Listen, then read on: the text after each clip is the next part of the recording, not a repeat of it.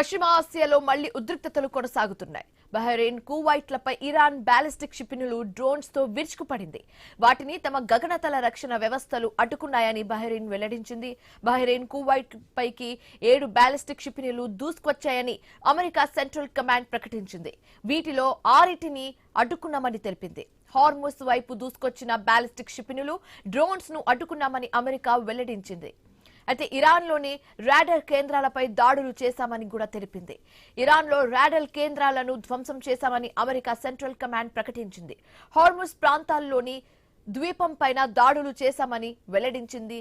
ఖేష్మ్ ద్వీపంతో పాటు సిరిక్లోని నిఘా పనులపై కూడా వ్యవస్థలపై కూడా అమెరికా దాడి చేసిందని ఇరాన్ విదేశాంగ శాఖ తెలిపింది. కువైట్లోని అలీ అల్ సలేం వైమానిక స్థావరాన్ని, బహ్రెయిన్లోని అమెరికా నౌకాదళ 5వ ఫ్లీట్లను కూడా లక్ష్యంగా చేసుకున్నామని ఐఆర్జీసీ వెల్లడించింది. ఒకవైపు దాడులు జరుగుతున్నా కాల్పుల విరమణ ఒప్పందం దిశగా అంత సవ్యంగానే సాగుతుందని అమెరికా అధ్యక్షుడు డొనాల్డ్ ట్రంప్ ప్రకటించారు.